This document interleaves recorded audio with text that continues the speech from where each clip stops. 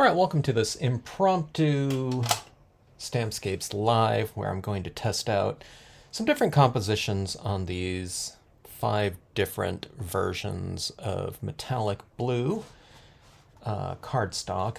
They're all foils, okay? One of them's a holographic. I'm a little bit hesitant to use this one because they don't make it anymore, and this is one's going to be the one that you love the most, including myself. You know, it's like I can't find it anymore because it's the same type of, it's the same brand or type as this one right here.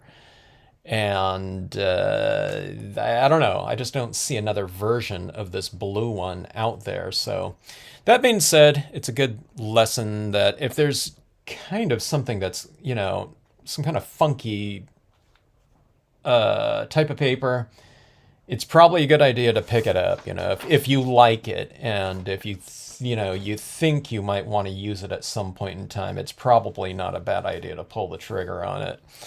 So that being said, there's some other types here. Now this one right here is just some kind of blue metallic cardstock, easy to find.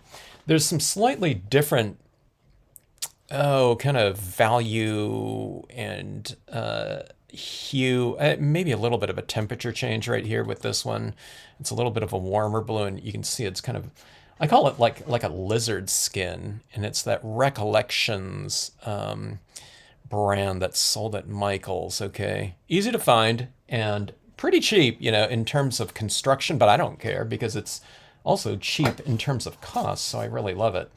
But these ones have this kind of paper baggish, you know, backing on them, so they're kind of a little bit thinner, but sometimes that works to our advantage because if we put a heavy application of media on the surface, I find that it doesn't bow quite as much. So I kind of discovered that with the Star Dream Lapis Lazuli. I was going with cardstock weight, cover weight, and then at one point in time, after I was buying like pack after pack of that, I thought, you know, I'm going to get the text weight one because you get twice as much.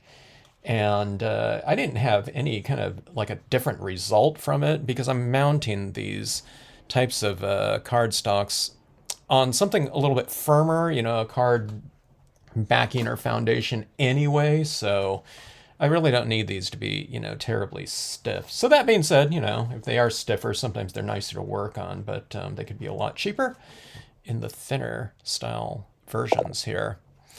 Your blue holographic, I know. Yeah, we gotta hoard those ones, Linda. Yeah, it's a real shame that that one's not available. I can't find. Okay, so that being said, I can't find blue holographic of any color. I think it's because it's dark, and a lot of the things that they're doing on, well, I don't know, not on all of them, but it seems like they're running them through machines, but you can also print on lighter color ones, I guess. I don't know. Now I'm not quite sure now that I say it out loud. But I don't know. That's the only thing I can think of because you could find the lighter color holographics, you know, in different, whatever, different companies or whatever. But just the darker ones, I don't know. I don't see it too much. So I'm looking on Amazon though. You know, maybe there's other versions out there, like where you might find the like the Mary Lava one. Hello, Beth. So anyway, okay, but I did look online just out of curiosity before I came on here, and there is I'm using Brilliance ink right here to give a little bit of a foundation. I'm going to be testing out this composition right here, which I love with that big old Art Foamies winter ash tree like that, but I'm doing that little, I don't know, whatever snowbank down there on these blue ones. This scene kind of is a little bit more appropriate for, you know, this blue color here, but I don't know, I love all these different colors that I've been trying out here, but the blue is really the one that makes the most amount of sense in a, oh, I don't know, I guess as far as the setting goes, especially with some moonlight or something like that in a winter type of scenario, because you're just going to get the most amount of contrast using something a little bit darker as well. And it kind of goes along with lines with a cool winter scenario. So blue is the one that's, you know, going to kind of express that type of temperature. So anyways, quick scenes here. This is one of my favorite ones right here. This is out of the Jewel tone pack of Recollections, but it has a little bit of a, it's kind of a little bit of a violet blue. I don't know if you can tell there. And this one's out of the, I believe this one's out of the primary, so you can see the little bit of a difference there. So I get a little bit more impact when I'm doing reverse types of marks on a darker paper. So anyway. Okay, so I don't know if I'm going to do like the exact same composition on every one of these. I might want to do the Pines and Rocks and Leafless Pine, like that one. I really love that one. So quick and easy scenes, and for the most part they're like 3 stamp cards, and all easy techniques here. We just have to utilize.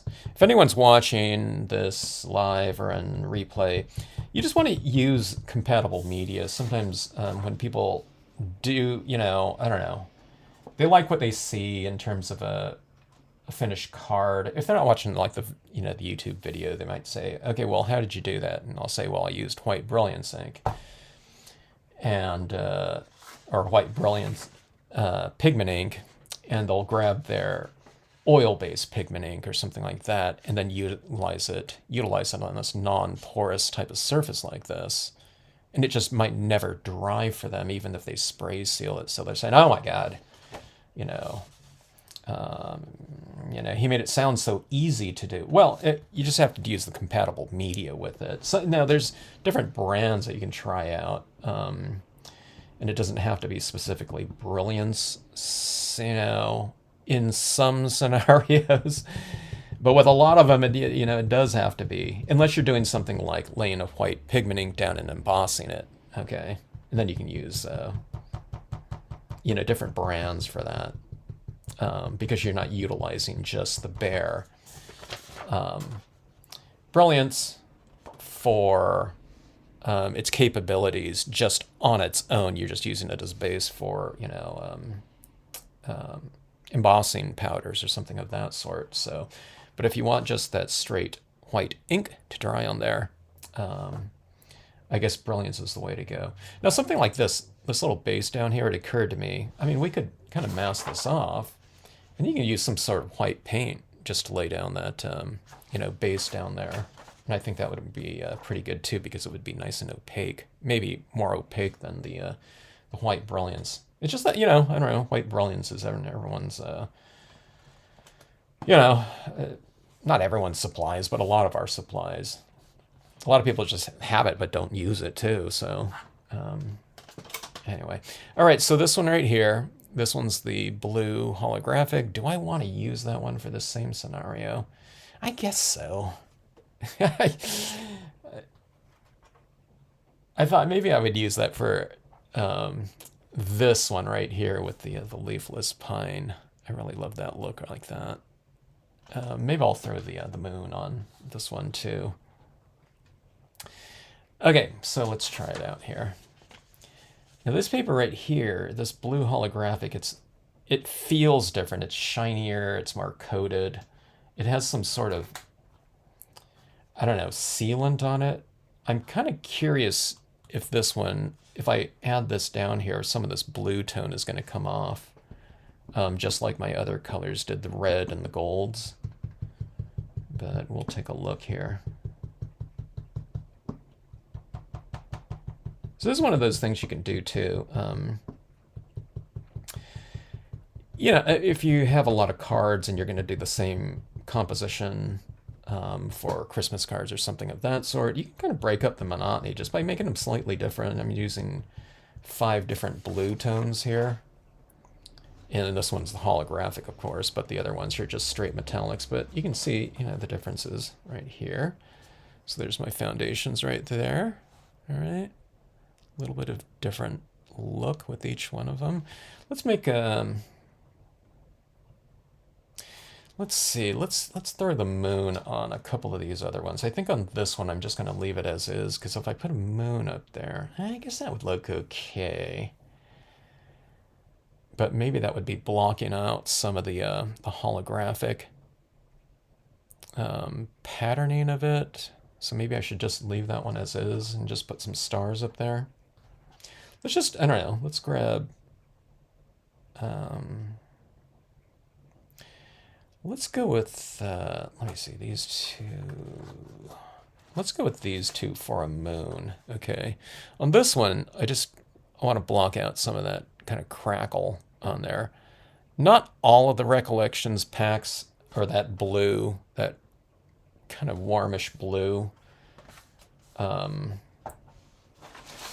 Has that crackly pattern to it, so because I've seen other people post with that, and it didn't have that texturing, so sometimes you get it, sometimes you don't. Okay, on this moon, I like to vary it a little bit. So there's a little bit of coverage here, but do you see how it's a little bit thicker down here and a little bit less up here? And I just think that it adds a little bit more variety when you go like that. I mean, we could have done that too in this little snowbank as well. I tried to, but I don't know. I wanted to get it fairly solid, so I didn't vary it too much. Let's try to vary this one a little bit more. Let's go kind of lighter up top and darker on bottom, so you can go like this.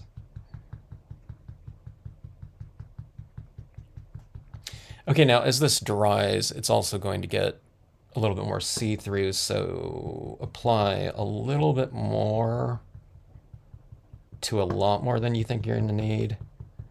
Unless you're varying it, you know, don't add so much, you know, down to the bottom part, but on the top part, go with a decent amount like that, so you get that little varied moon like that. It just makes it look a little bit more, kind of visually interesting if there's variation to certain areas like that. All right. And it's kind of interesting too, because the stamp that I'm going to stamp over the top of this, because this remains a little bit wet, you get this little bit of it almost kind of removes some of the ink too, so you get a little bit of dimension in there. Let me see if I can find that one that I did where that came out like that. Let's see. Did I do all these yesterday? I can't even find it now. Anyway, I'll show you, you know, what I'm talking about on this one. I'll try to point that out. Okay, so I've been testing this Art Foamies Winter Ash. It's a pretty big stamp, and gosh, I need more space on my desk here. All right, now what I was doing recently, it looks like there's a little bit of a reddish tinge on this. I think it picked up some of the ink from my last card that I did, because I kept this on the surface for a really long time, and it looks like some of that ink transferred. I'm talking about the color of the ink that they print on top of this foil here. I mean, that's okay. But that's the first time I've ever noticed it on a stamp. Maybe I can, I don't know, maybe because this one's done in white, you know, I can see a little bit of that tinge of color. Got to be careful on these things right now. If I touch that, that ink's going to remove. Okay, and I did just re-ink this, so I should have a little bit of a thicker application of this. It's interesting, like Art Foamies, you can hold your stamp like this. It's kind of cool, you know. You know, we're usually working with a block or something like that, a rectangle. I mean, this is like so lightweight, you know, for a big stamp. All right, so let's see. Like so. All right, now I have a lot of 5 different cards to get through, so I'm not going to hold this down for too long, because it's not like we can pause a live stream.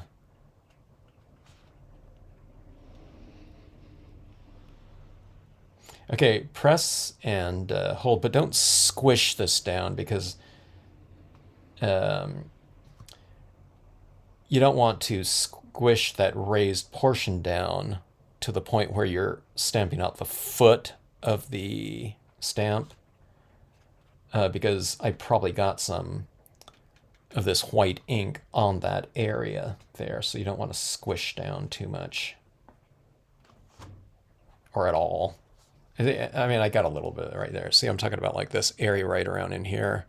If you press this stamp down too hard, like around that edge, you know, this little whitish area that, you know, receives some ink, like right in here, that's going to stamp out.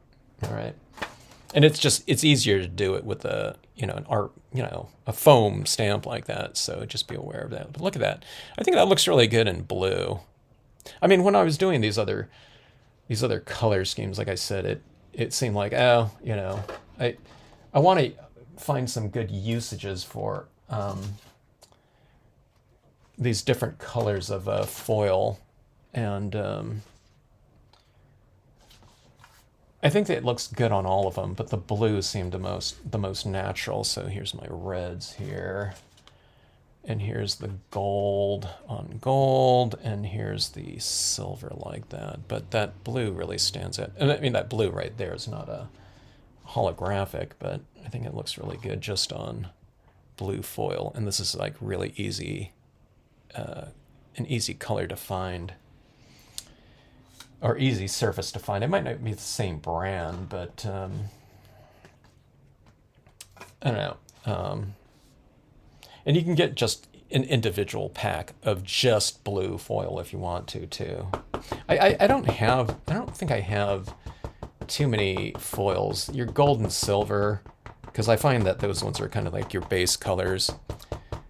Or, you know, just like getting like a white cardstock, because I'll mat my pieces on things like gold and silver, as well as stamping them. So I should see it as like, I don't know, gold and silver are like the white of, you know, just your basic cardstocks, but in metallic forms, like that. You know, that's why those companies often have like gold and silver ink. Okay, this one's that kind of lizard skinish looking, it's kind of like an aqua blue. Let's see how this one comes out. Hello, Cecile. Looking good with that old mill scene of yours.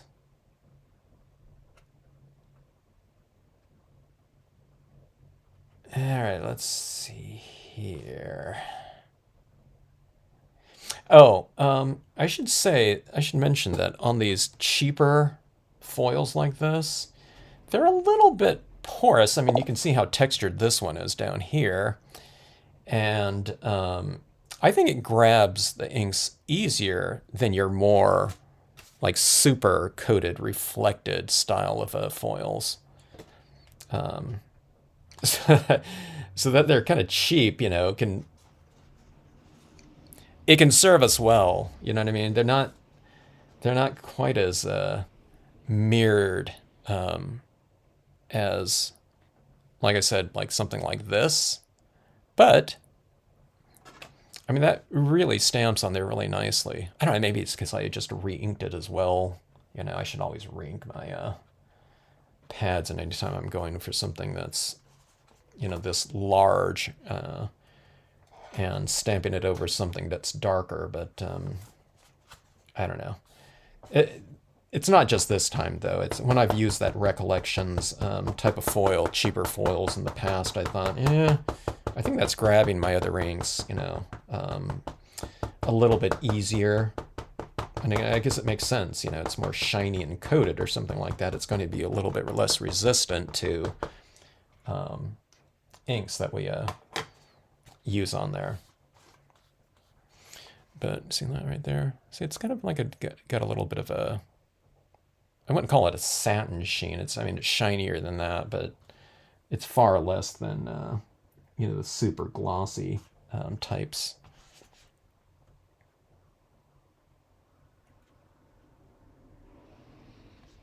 So these would be really interesting too, embossed, if we can do something like that. Yeah, the blues are fun with these pieces right here I'm finding. Let's see, I'll save that holographic one for the last. So I'll get my practice time in with these other ones. One good thing about these foamies too is I'm using it on here that it doesn't slip on me at all. I guess with a rubber stamp, this makes sense because this foam stamp is probably absorbing some of the ink, where in a rubber stamp, when you ink it up with a thick pigment ink, it's all on the surface of the rubber. Of course, you don't want it absorbing ink. And so when you set down like that, sometimes it's that little, you got to make sure you don't move. The stamp doesn't move on you like that. All right, here's one of my favorite colors of the Recollections blues. It's that kind of that violet blue in some ways. I really love that. Look at that glow like that. And it's got that kind of darker perimeter like that when you have the lighting on there. Of course, it's reflecting my studio light, but usually when you have it at whatever angle, it just gets that little bit of a kind of that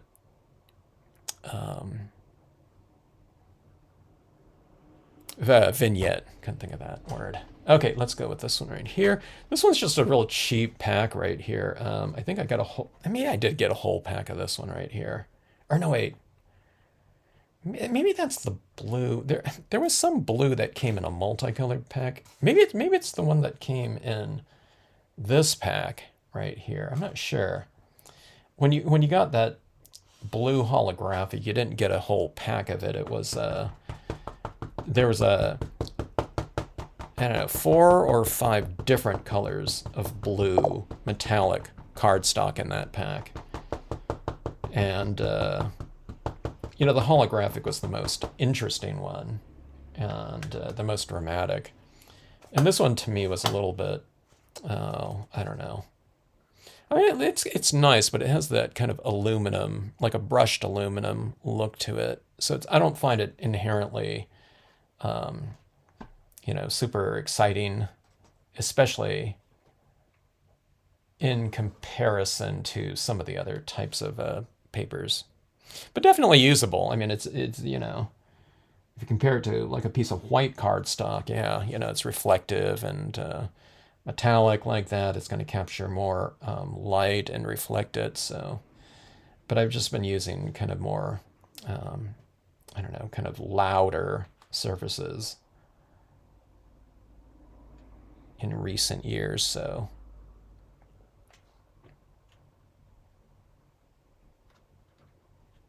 I know it's kind of strange thinking about a metallic cardstock as being kind of, kind of plain. All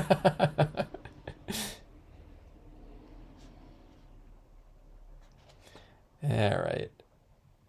Let's see how that goes.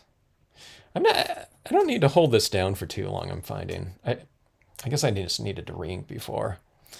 All right, that looks pretty good though, I think.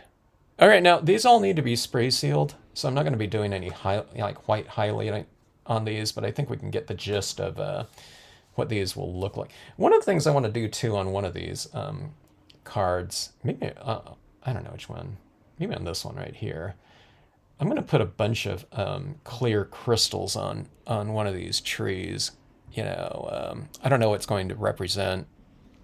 It's not going to represent ice or something like that on it, but I thought it would look kind of interesting in terms of I don't know, like some kind of, mystical winter bloom or something like that on there. Or it could just be like a decorated winter tree, maybe. I'm not sure. But I think it would twinkle a little bit. Okay, so anyways, here's the blue holographic.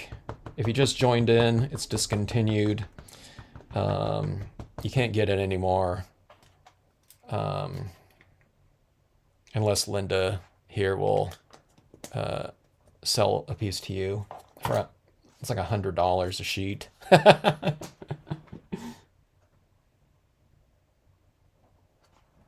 So Linda, what are you going to use it for? If you're gonna, it's going to have to be like a special card. You're going to break it down into like 4 cards per, per standard sheet size. Are you going to go for like one? You can use it in a mirror card too. I thought about doing that. You know, when you have these like discontinued, really cool types of papers, if you do it as a mirror reflection card, then you're getting kind of like I've mentioned in other videos, a little bit of like double your, double the, double your money because it's being reflected down in that, silver cardstock or something like that in this case. Hello, bugs. It's a blue night here. What time is it? It's only 5:12 and it's almost like completely dark outside here. I was wondering, Linda, do you guys, does Canada you guys do daylight savings, right? All right, there it is right there. All right, so that was the art foamies right there. You can see how huge it is. It's really bad. I'm not sure how tall it is from top to bottom. But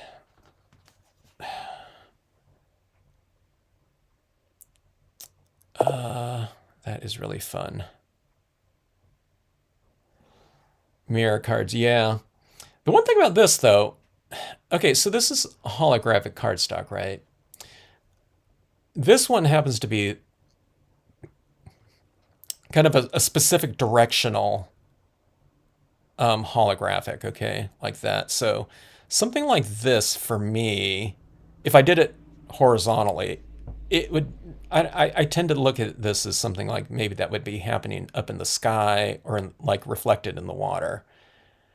When I go vertical like this, I mean, it definitely has that Northern Lights essence to it, right?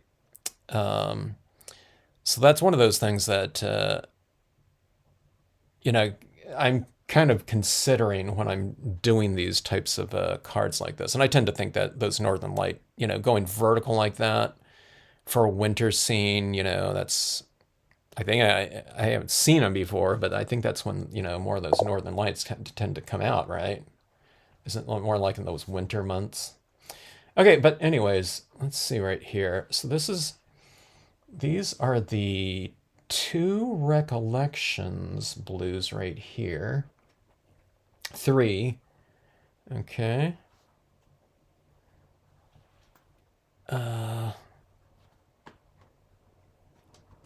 I'll add more to it here shortly, but I wanted to see what these look like here. So this one, there's your blue holographic and 3 different just plain blue foils. Okay, so you can see the difference in contrast between all of them. This one almost looks like it's on black here up on my camera or on the screen, doesn't it? This one's pretty interesting with that kind of greenish tinge to it, that little bit of aqua in the background. Oh, okay, so I forgot. No, this one didn't do it. I guess I didn't press into. Oh, or you know what happened? I think that moon, when I did that moon on this card. Okay, this is the one I was looking for. But do you see that darker? I don't know if I can zoom in here close enough, but there's that little tiny edge at the base of the tree branch that's been stamped over the top of this solid moon right here. And it's because what happened is when you ink up something like this, all right, and you're making that impression, it's inked up on the surface of these branches, right? But on the side of the branches, there's no ink because, unless you squeeze some in there. So, and as I was stamping this one out, I probably squeezed down a little bit. So the ink that was on the surface of it, it might have stamped out or it might not have, but the dry side of the art foamy lifted that ink that was already laid down because it's still wet, right? These inks are kind of wet for, a few minutes after you do it. So it picked up some of that. So it kind of gave me that little shaded look. And it looks like that branch is in front of the moon, so that was something that was completely, I didn't anticipate that at all. It gave a reverse impression on the side of it, so you know, you can, I guess you can press down on there, you know, as you're doing something like that, if you want to get that type of whatever foreground look to an object that you're stamping over the top of wet ink. So I don't know. I found that kind of interesting. It was like, oh, what happened there? But okay, on this one right here, as I was mentioning, I think this type of foil is a little bit more, it's more porous. I mean, on this one right here, there's like complete cracks in there. So this one right here, I just, or maybe I didn't press as hard too. Maybe, I don't know. But I don't know, you can see that branch over the top of it. I guess that branch gave a reverse impression just overall, probably because there was more ink up top there than I was applying over the top of it. So I got a darker branch in that moon area. So the moon was thicker in the background than the ink that I was applying on there. So it lifted the ink as opposed to transferring that ink over there. I don't know. So anyway, not a, you know, terribly big deal or anything like that, but if you happen, you know, if that happens to you, that's probably what occurred. So kind of ink density kind of plays a part on these non-porous, thicker ink types of combinations like that. Okay, so let's see it. Been using this elk. Let's use this doe here on at least on a couple of these.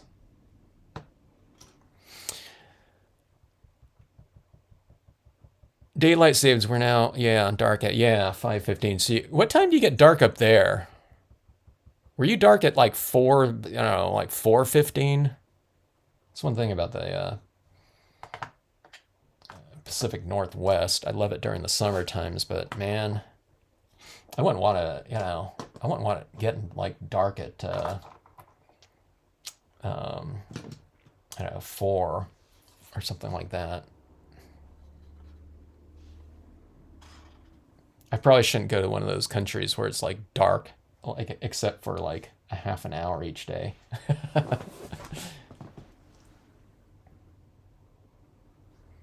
All right, let's see here. I need to stamp this a little bit farther down. All right, rubber stamp. I might be doing a reverse impression type of technique right here. Let's see how it goes. Ah, I stamped a little bit too low. Yeah, it's standing in the snow. There was a thick snow drift. Okay, now see that dough right there? I can remove that dough. I can just like wipe it off, which I might do. I just didn't want it floating, you know, with its legs up, you know, out of the snow. Okay, let me see here.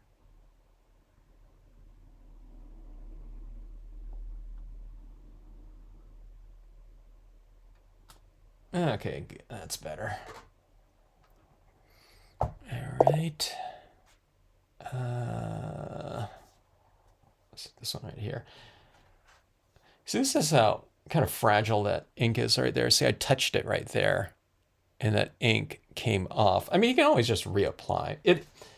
So if when I'm teaching a class using these foils or metallics, I just tell people right in the beginning of the class, hey, you're going to be touching and removing ink off of your cards as we go through this class all the time. You just have to continually reapply.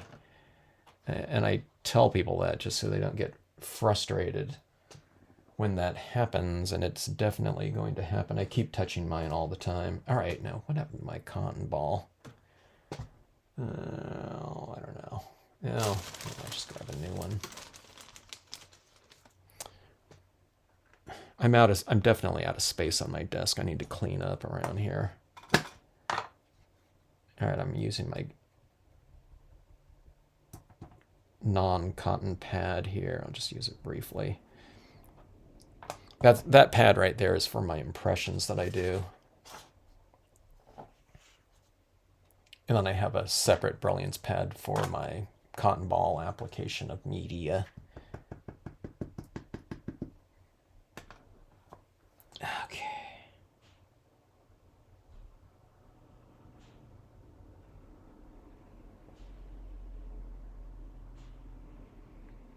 All right, this one's on the aqua. That lizard skinny looking texture, and it's like, it looks like a reptile skin or something like that, or like a blown up version of my skin. My skin's been like so dry of late.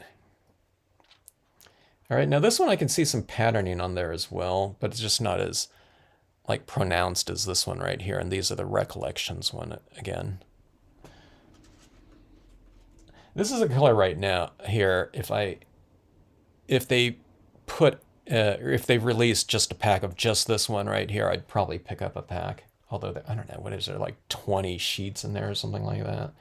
That would be a lot. But I guess if you're gonna do some kind of like Christmas card or something like that using the exact same composition and media, I guess that would be a good way to go.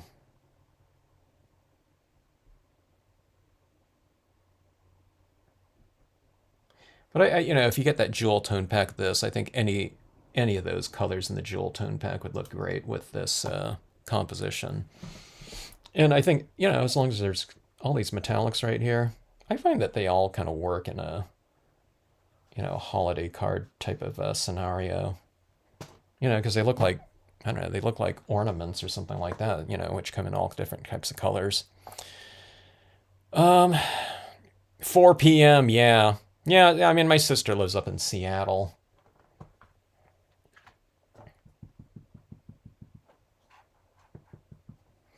I don't know. Every time daylight saving ends around here, I always say, I wish they would just keep that, year round. Arizona does. So I was out in Arizona on the weekend that the time changed.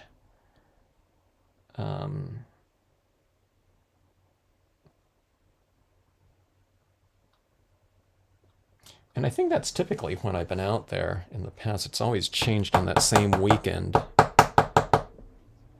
So I'm always saying, just keep daylight savings year round, just like Arizona does. Way too early for sundown. Yeah. So I don't know if you're going to get any of this rain that's coming through here right now, Cecile. But we got a little bit of rain today. It's probably too little to reach you, but I don't know. I was hoping to get a little bit more. We were supposed to get a 1/4 inch. All right, let's see. Did I leave space on all of these different cards? The holographics are a little bit of a different size. They're at 5 3/4 by 4 1/8, I think, because the paper comes in a little bit of a different size. What is happening? Oh, my tack and peel is a little bit raised right here. Here we go. Or not the tack and peel, but my little plastic protective whatever paper. Okay, here we go. Okay, I've been using this stamp enough and doing the same composition several times already, so I hope I have the touchdown for stamping these word stamps. A lot of times when I get to these word stamps, I don't know what it is. They're just less surface area, or just the configuration of them. Sometimes they're thinner, and this is the the point that I don't want to. I'm talking about when you're stamping on foils like that. I don't want to skew the image like that. Because it's like I made it so far without having to kind of like wipe anything, although I was going to wipe off that other deer, but I think I'll just leave it like that. But so there we go, like that. Decent impression right there. Holographic. Recollections primary pack blue. It's like a, I don't know what color that is, like a cobalt blue maybe?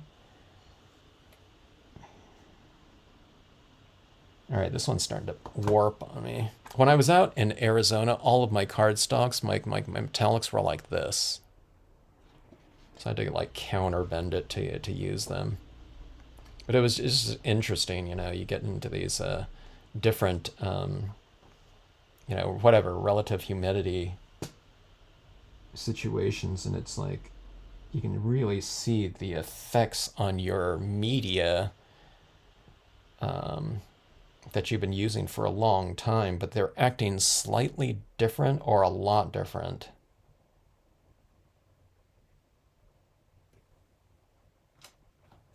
Okay.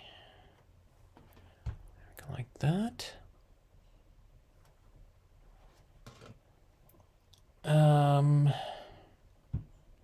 Okay, this one's the thicker cardstock. I think that's, like I said, I think it was in that holographic pack. Blue pack, I think. I don't know, Linda, do we have the same holographic blue pack, the one that you're hoarding there? Did yours come in like a multicolored pack? Did we, you know, was it the same pack? Okay, this one right here, I'm hoping that this piece doesn't go into the tree. I stamped this tree a little bit to the left on this one. Eh, almost. Okay.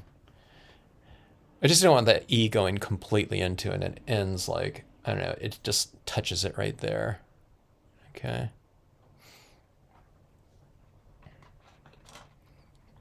Okay, let's see. Recollections, kind of aqua blue like that, a little bit of a warm temperature to it, and that real snakeskinish looking patterning there. Probably the most porous of all of these foils, just because of all those little fissures in it. Okay. This is that moment when I'm in these videos or demonstrations where it's like, okay, I've got the feel of the word stamp, you know, I'm getting it lined up just fine, just eyeballing it. And then I get to my last one, I kind of like totally screw it up. I jinx it.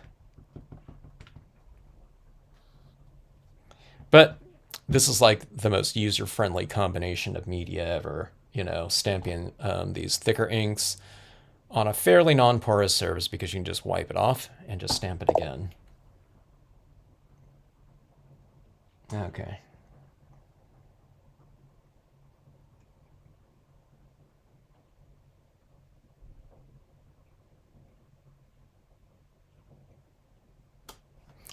All right. The violet deeper blue tone foil. All right, let's take a look here and see these different colors here. Some other things, yeah, maybe I'll add it in. I guess it'll just take me a couple minutes here, but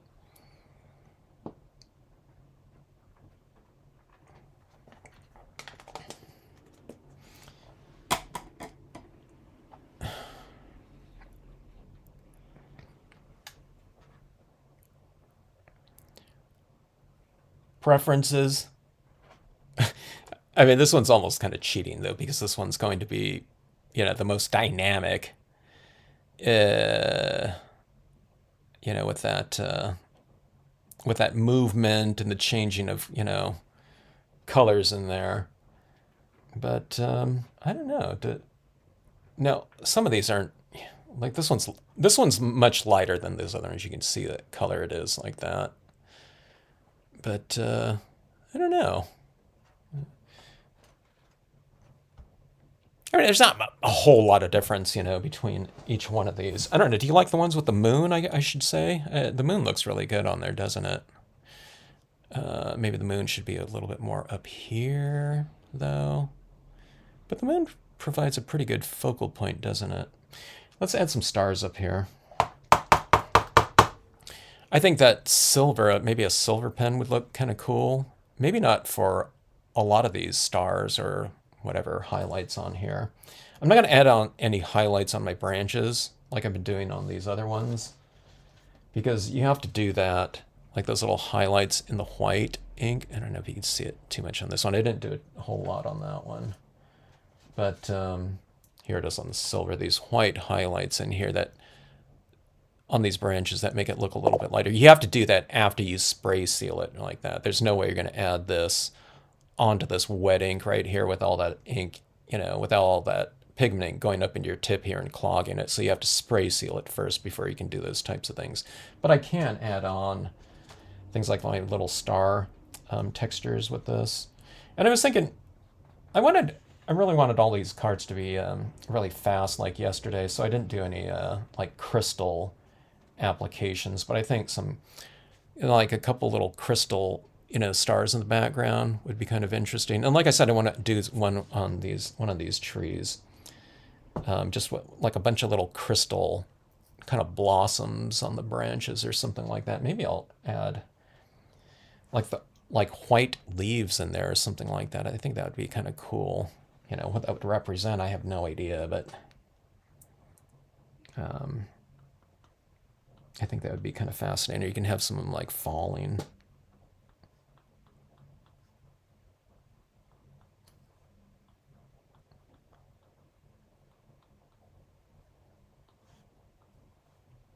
Okay, so if you add these little dots in the background and not in front of something, then it usually represents stars. But if you put some like on the trees and in front of things, then it would probably look more like snowfall. Okay. There you go, like that. See, it's like that little extra texturing in there. I'm going to leave this one as like stars. And I know you wouldn't be able to see them in a full moon scenario like that, but like here you can. in this world. And that's what we're kind of doing. We're kind of creating our own little worlds. I have foil cardstocks that are heavy, I eat heavy things on, and they won't. Oh, really? I guess you got to counterbend, Cecilia. You know, right when you're about to utilize them or something like that. Then, but I can see that though. You know, because it was happening on my cardstock, and I was just there for like, you know, a few hours. It's like, oh my god, everything's like warp, you know, bending. It's like all the whatever moisture is getting like completely zapped. All right, here's the aqua one like that.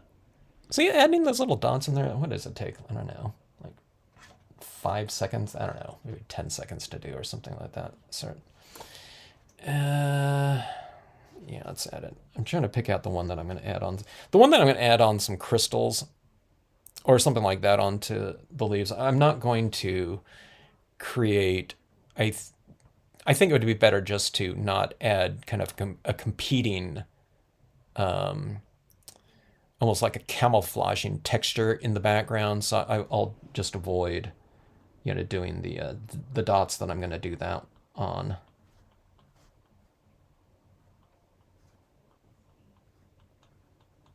I won't add stars to the crystal blooming magic winter tree. Okay.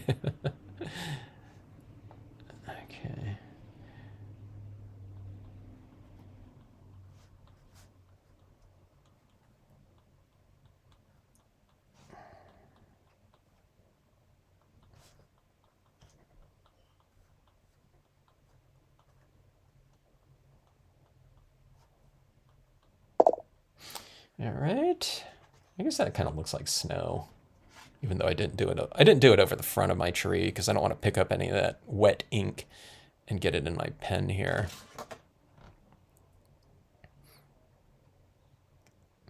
It goes like that.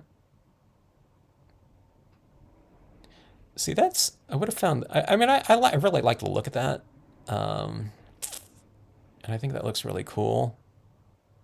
but I've been looking at the holographics for the last couple days. you know,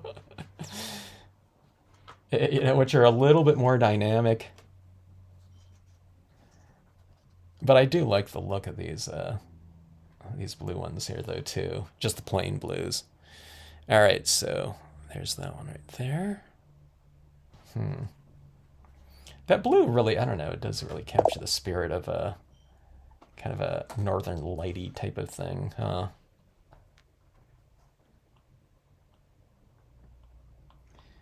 All right. So here we go like this. I'm going to add on a few more kind of larger dots on this one too, I think. Because of all that movement going on in the background, see those larger dots like that, it just stands out a little bit easier. On the other papers, it stands out already. But we need to go a little bit larger on this one, I think.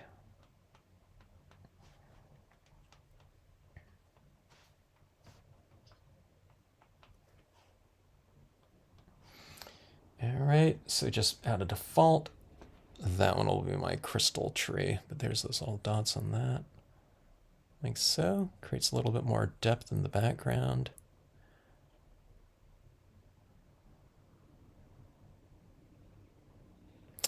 Blue holographic, too bad that's not around. I don't know. Maybe it'll come back at some point in time. It might be a different brand or something like that, but I don't know. I don't think we've seen the last of it. And like I said, there's other versions out there. The Mary Lava is probably that. Do I have that in blue? I don't know if I have that. I think I do have that in blue.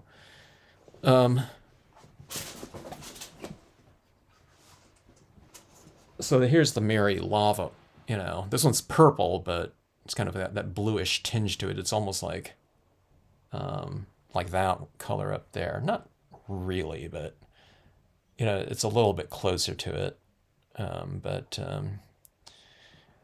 The Mary Lava, though, I don't know. This is like this is like a half-page sheet of this.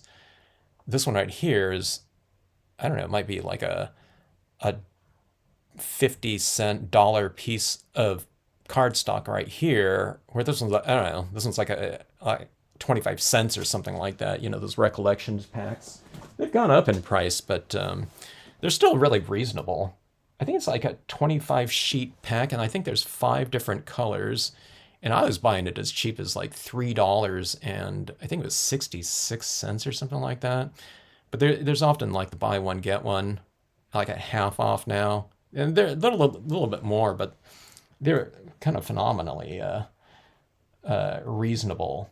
And again, it's they're a little bit cheaper, made. But who cares, because like I said, I'm going to be mounting these on something anyway, like something like this. So I don't need this paper to be, super thick and high quality with anything. That's like with the the wood grain papers and everything like that. I just don't find I need a really super high quality stamping surface if we're going to be mounting it up and, like I said, kind of framing it off anyway. So, or applying it to a base layer. Sometimes it's easier. Cecile says, hey, she's got some cardstocks that, they're just not flattening them out. Well, maybe, I think the recollections when they'll warp out there, they'll bow. But being that they're thinner, I find that they bow back easier into whatever configuration you need. So you did get that one blue one then, right? Well, Linda ordered like 100 packs of this one right here. That's why they don't, it's not available anymore. I'm just joking. She didn't do that, but I don't know. That disappeared. I don't know. It was soon after I used it. That one time it was like, and we're talking about Amazon. It was like Amazon was out of it. And I was kind of surprised because it seemed like there's a couple different versions of this type in there. I think there was like a couple different brands or something of that sort. Oh, okay. So the gold pack that I think has this red one in there, that's all holographic in there, okay? But this blue one right here had other metallics, and they weren't all blue holographic. I think there was like a darker blue, and then there was like a slightly lighter version of this one. But then the other colors in that pack were like things like this, and maybe like a, I don't know, like a sky blue, powder blue, kind of iridescent metallic or something like that too. So, yeah. Okay, let's see. Blue. Ordered you super holographic cardstock.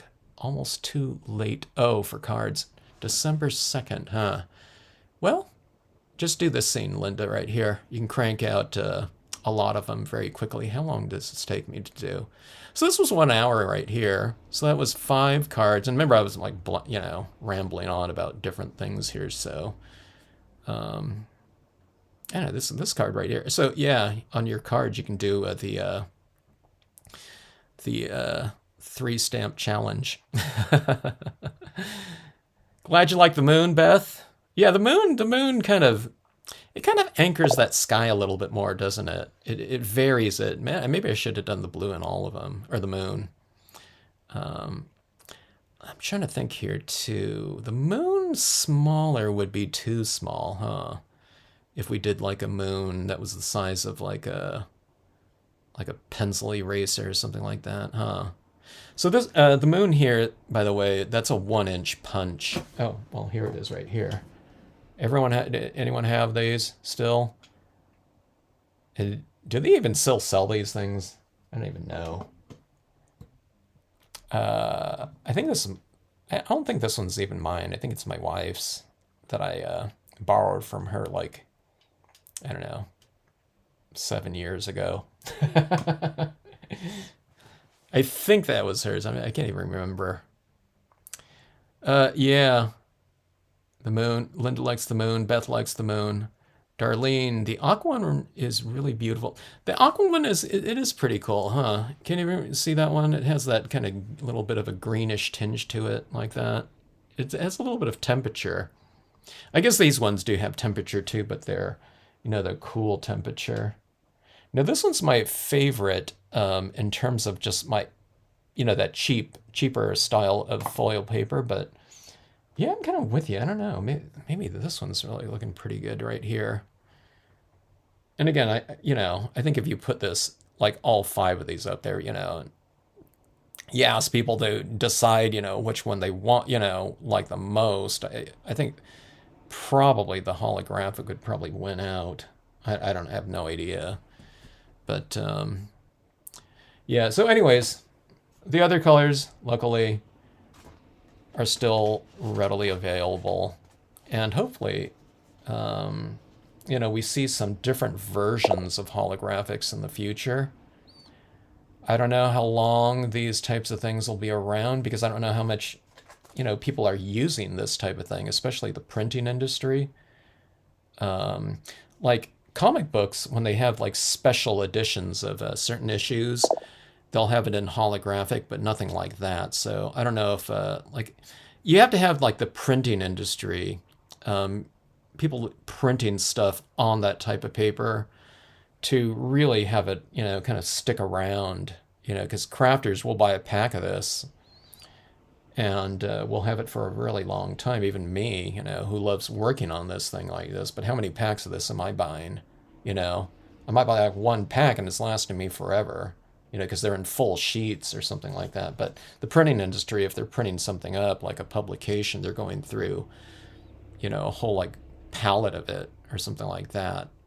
And that's probably the equivalent for one project as, like, say, if some store, chain of stores, like even Michael's, I don't carry that one, but if they were carrying that, you know, I don't know. They might go through like a palette of it. I don't know. I have no idea, but maybe a year or two or something like that. So I don't know. Hopefully, these types of papers stick around for a really long time. Um, like you know, those Mary lavas too. Now the Mary lavas are more expensive though, so um, maybe they don't have to sell as much. And I think that those ones have been conceived for the crafting, card making kind of audience, you know, scrapbooking and stuff. So I don't know. Just kind of blabbing on right here.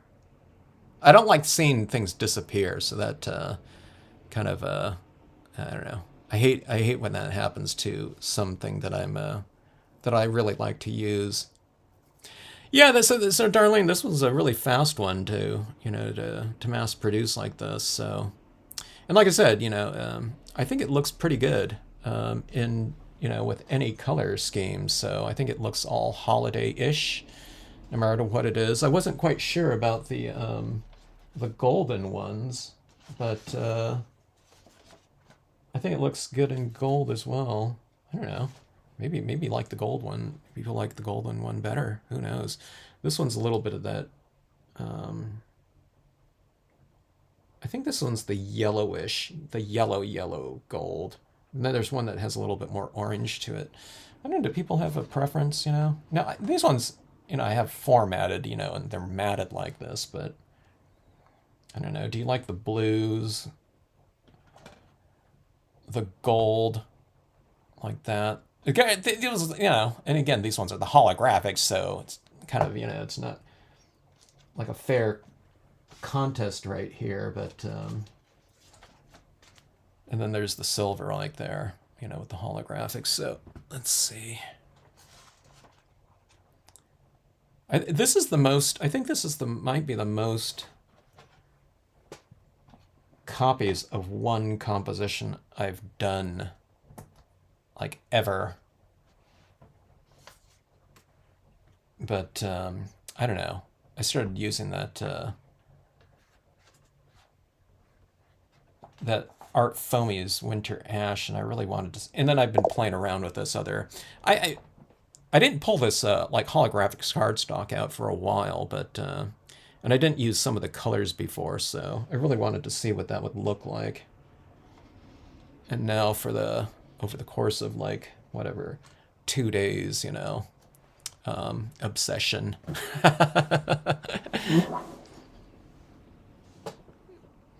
Hello, Sam Hawkins. Good to see you. Hello, Bill. Good to see you. Hope all's well with everyone. Yeah, you're here for the reveal here, Cynthia. So hope you like it. Do you have a smoky gray foil paper? I don't have a smoky gray foil unless you consider the Miri lava kind of. Maybe this is a little bit too dark for that, Hey, this would be a pretty interesting paper for this, I think, because it's nice and dark like that. But that tree over the front of this one, I don't know how holiday this one would look. Not that it has to be, but no, I don't. Let me see.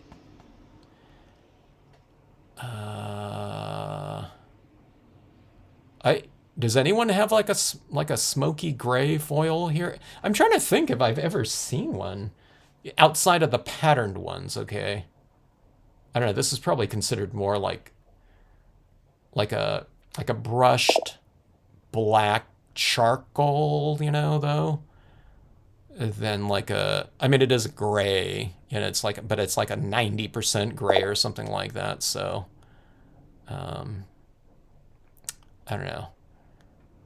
Some psychologists use this one right here to hypnotize their patients.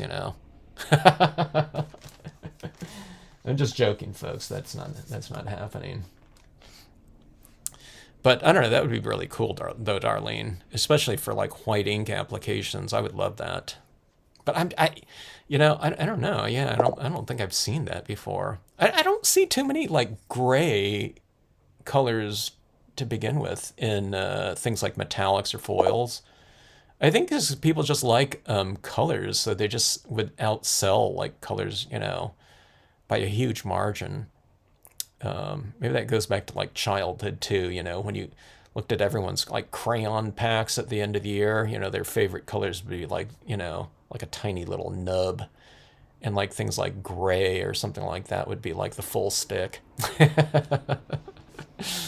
Yeah, I don't know. Yeah, I don't know if I've seen that too much, but I haven't been looking for it too much either. Hello, Laura. I was thinking about you, Laura. What was that? There was some. I don't know. Anytime I think of, you know, there's some kind of sky phenomenon happening, and I'm wondering if you're out there. I forgot what it was. It was. It wasn't the. It was after that. That lunar eclipse, because I know we already talked about that one, but there was something after that. Was it the meteors? Was that after that? I can't remember. Sam Hawkins, I like the blue, red, gold, and pink. Ah, you hate the green. Oh, wait, I didn't do a green here. Oh, for Halloween. Yeah, that would be cool. You have a matte silver foil. I think I have some of that. I think I did. I think I got a silver that I thought would be more mirrored, but it was more like a brushed aluminum or something like that. I haven't used it. If I've used it before, I haven't used it too much. Yeah, but you just reminded me about that one. Crafter's Companion has a metallic pack with gray. Oh, so it's really gray then. It's not it's not a silver then. It's definitely a gray though, huh? Grayish tinge. Sometimes the gray might be kind of interesting. I have to try something like that out because the gray would be kind of a like the ultimate kind of neutral tone for if you want to apply like colors over the top of it. So one of the things I haven't done on these ones either, I mean, this is supposed to be a winter scenario here like that, but I think on some of these, like I would add in like some blue, like I was mentioning earlier, you know, I want to go with some crystals on like a couple of these, or maybe one of them on these branches here, but I want to add some paint pen work in there, but I was thinking the white would be kind of the good way to go. But if you have like a gray tone or something like that, and if you're adding, if you're doing a scenario like this on here, I think that gray would be like a perfect complement to some other types of colors if you wanted to add some like blossoms or something like that, or any type of coloring in there, because that's what we used to use. I don't know. Is it like a what did you say for the how dark was that? Is the gray like a 50% gray, or is it like a lighter gray or darker gray, or is it just like neutral? It is a gray. They have silver too. Okay. But yeah, that's what we used to do in our photography class when we were shooting black and white photography. It was always matted on gray as opposed to a white or black, just because it would be kind of more neutral for, you know, kind of what was going on in the thing. And I think we used to do that for some of our final projects in different art classes. So I don't know. We don't think about using gray too often in stamping, do we? But I don't know. Maybe that needs to be explored. Especially, you know, it would have to be. I'd have to take a look and see what these different grays are out there too. I mean, if it's darker gray, then maybe we go with lighter tones over the top of it. And if it's a, you know, like a 20% or below, maybe, you know, you'd have to go with black probably. I don't know. I'd have to see it though. But the metallic aspect of it sounds pretty interesting. It's, yeah. Huh. Anyway, we'll see what Laura says here. I'm kind of curious about this one. Well, she's looking for that. Let me see right here.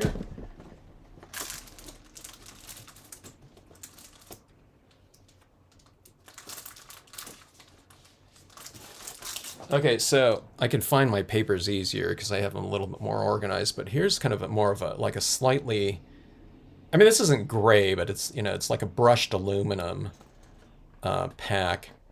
And I think I got that when I was looking for like a silver mirrored surface. Then I found the silver mirrored one. And I've just been using that one, but I wonder if this one would be kind of, I don't know, maybe not this, but that doesn't look too bad, does it? Or doesn't it? If we went like that. I mean, I don't know if this one, if we went with a thinner version of that, but that matte kind of, or that brushed kind of look on there, that might not look too bad on for something like this. Because if you play contrast like this against one another, I mean, if you can go with like a completely, like a just a cardstock, that would be really opposite of that. That might make this seem even shinier, but this kind of relates to it a little bit more, but has that brushed look to it. So sometimes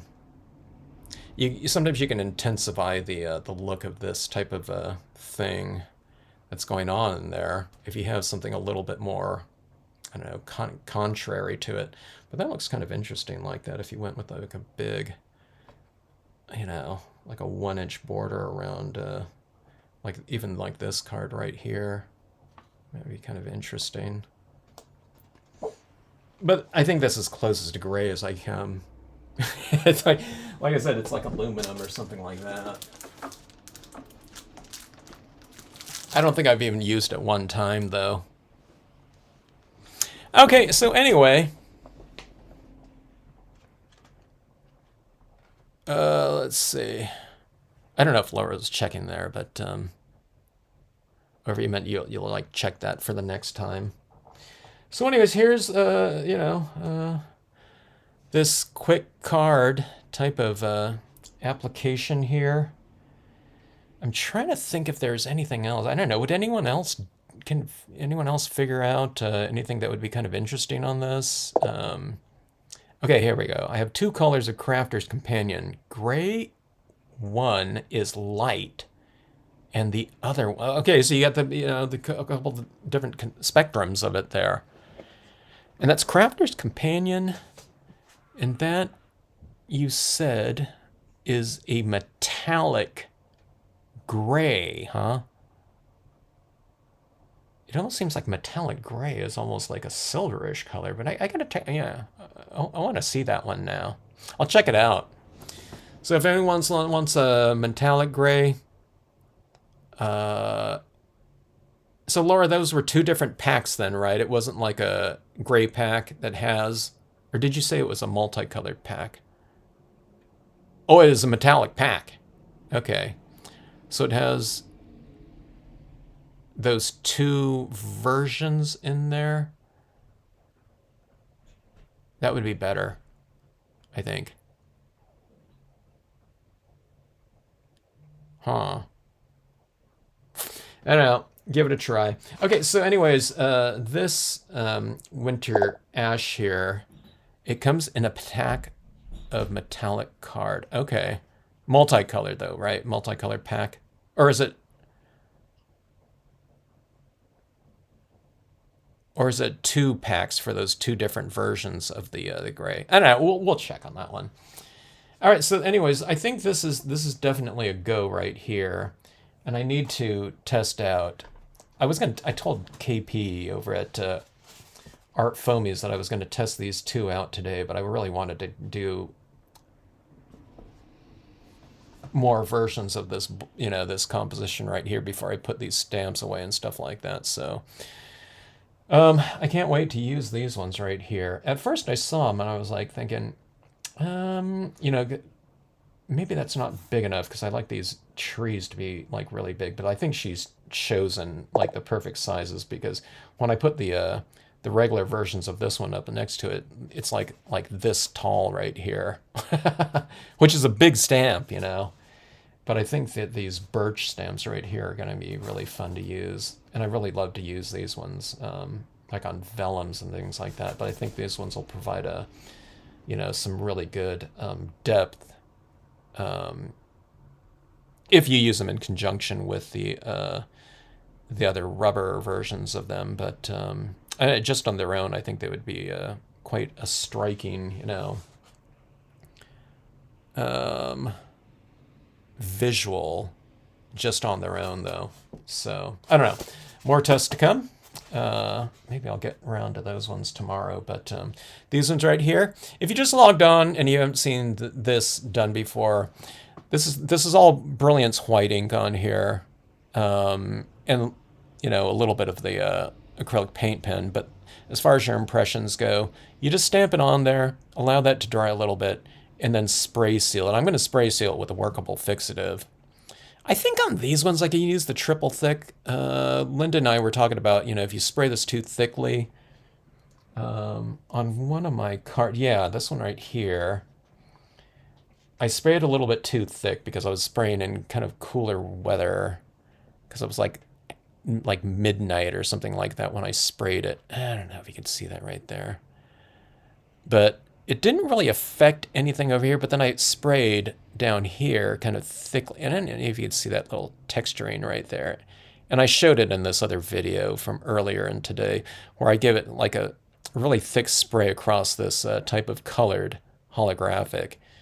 And it put back into solution that printer's ink on there, so it kind of made it a little bit textured like that. Linda said she tossed hers out because there was no going back. I was going to say, hey, you know, you can use that texturing in the background there. If you can stamp over the top of it and just add on those like snowfall or something like that, you know, where, you know, you're going to be utilizing a lot of that texture anyway. So, I don't know, grab that out of the trash can, Linda, and just splatter paint over it. So, that being said, thanks for watching here on this impromptu Stampscapes Live. Thanks for the information, everyone. We always get some good info on media out there. But I'll see what I can do to make these ones a little bit different. Or I don't know, maybe this one, I want to go with some crystals on here. I want to go with a little bit of sparkle on these ones too, so I think that should be fun.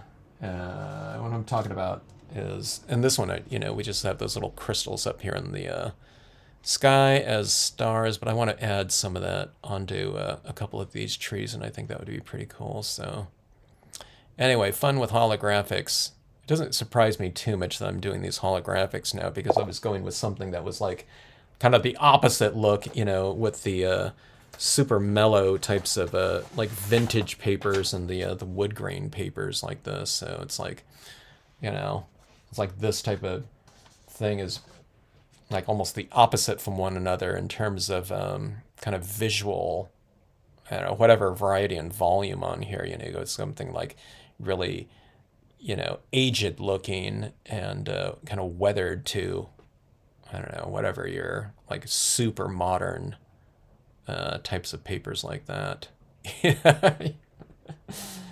So I play opposites against one another, I think. You know, do a bunch of like huge scenes, then doing like a bunch of like super quick and easy scenes, you know, using like 3 stamps or something like that. Yeah, I tried that and it looked like a blizzard. Oh, well, there you go, Linda. You're gonna have that blizzard. You do that thing like Jeannie does. I always say that she's doing stamp expressionism. So yeah, just like blizzard it out or something like that, you know. Go with like some really thick applications or directional applications of your, you know, your splatter painting, you know. Hit it from like this and hit it at an angle or something like that. It might be pretty cool. All right, folks, thanks again. Hope you enjoyed it, and hope to see you on the next live sometime, whenever that is.